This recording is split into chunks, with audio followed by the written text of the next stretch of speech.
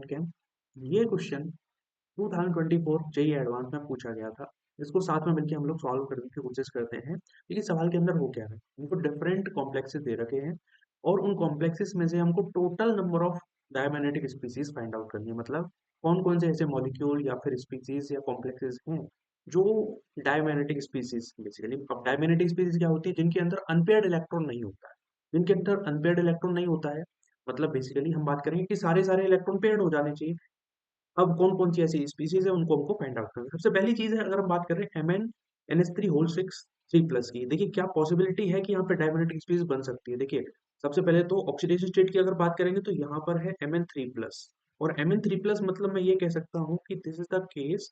अगर मैं Mn की बात करता हूँ मैग्नीज की तो D5H2 होता है। उसके अंदर मैं मतलब कितने इलेक्ट्रॉन निकाल देते हैं? 3 इलेक्ट्रॉन निकाल दूंगा तो रिजल्टेंट अपने पास में D4 इलेक्ट्रॉनिक कॉन्फ़िगरेशन बचेगा और D4 बच रहा है। इसका मतलब क्या हम सारे के सारे इलेक्ट्रॉन पेयर्ड कर सकते हैं? नहीं, पॉसिबिलिटी नहीं है। देखिए होगा क्या, ये T2g एनर्जी लेवल है, ये Eg एनर्जी लेवल है। 4 इलेक्ट्रॉन कैसे भरेंगे अपन? ऐसे तो 2 अनपेयर्ड इलेक्ट्रॉन तो तभी मिल गए। इसका मतलब ये स्पीशीज तो नहीं है। चलिए दूसरी मॉलिक्यूल की बात करते हैं। MnCl6 3- या पॉसिबिलिटी ही नहीं है क्योंकि यहाँ पर ये लो स्पिन कॉम्प्लेक्स है ही नहीं। क्योंकि लो स्पिन कॉम्प्लेक्स जो होता है वही वही तो पेयरिंग होती है। वही तो पेयरिंग का केस देखने को मिलता है। इसमें देखो इसमें क्या होगा, सिंपल में अगर इसमें भी T4 की बात कर रहा हूँ तो इसमें जो चौथा इलेक्ट्रॉन है, 3 इलेक्ट्रॉन तो सिमिलरली अपन T2g में इस प्रकार से बढ़ देंगे। देखिए 1 2 3 इस प्रकार से चौथा इलेक्ट्रॉन इजी एनर्जी लेवल में चला जाए तो यहाँ पे 4 अनपेयर्ड इलेक्ट्रॉन मिलेंगे। मतलब ये स्पीसीज भी नहीं है। अगर मैं बात करूँ FeF6 3- की, यानी we are talking about D5 electronic configuration. तो और ये कॉम्प्लेक्स कैसा है? High spin complex. मतलब यहाँ पे पेयरिंग ना करवा के हम इलेक्ट्रॉन को इजी एनर्जी लेवल में भेज देंगे, चौथे इलेक्ट्रॉन को। इसका मतलब हम ये कहेंगे ये केस होगा। 5 अनपेयर्ड इलेक्ट्रॉन है, ये भी डायमैग्नेटिक नहीं है। अभी तक ये तीनों पैरामैग्नेटिक है। अगर बात करूं COF6 3- ये कैसा है? ये भी हाई स्पिन है क्योंकि वीक लिगेंड हमको देखने को मिल रहा है और D6 होगा इसका इलेक्ट्रॉनिक कॉन्फ़िगरेशन। तो रिजल्टेंट 1 2 3 4 5 और 6 ये केस देखने को हमको मिल गया है।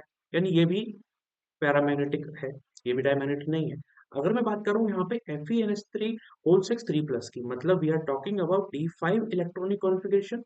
सही है ना? क्योंकि अगर हम बात करते हैं नॉर्मल आयरन की तो उसका इलेक्ट्रॉनिक कॉन्फ़िगरेशन होता है 3D6 4s2। 3 इलेक्ट्रॉन निकाल दिए तो बचा D5 इलेक्ट्रॉनिक कॉन्फ़िगरेशन। अगर मैं इसका इलेक्ट्रॉन भर के दिखाता हूँ आपको, तो रिजल्टेंट 1 2 3 इलेक्ट्रॉन भरे। हमारा जो लिगेंड है दैट इज स्ट्रॉन्ग लिगेंड, तो वो पेयरिंग करा देगा। लेकिन उस केस से भी आपको एक अनपेयर्ड इलेक्ट्रॉन तो तभी मिलेगा। इसका मतलब ये भी यार पैरामैग्नेटिक है, ये भी डायमैग्नेटिक नहीं है।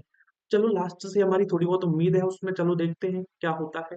क्या ये भी पैरामैग्नेटिक निकलता है या फिर ये डायमैग्नेटिक होता है, देखते हैं।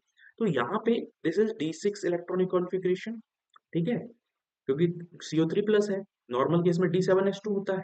3 इलेक्ट्रॉन निकाल दिए, D6 बचा। और ये जो En है ये एक स्ट्रॉन्ग लिगेंड है। मतलब यहाँ पे लो स्पिन कॉम्प्लेक्स मिलेगा और सारे के सारे इलेक्ट्रॉन जो है हमारे 6 के 6 इलेक्ट्रॉन चले जाएंगे T2g एनर्जी लेवल।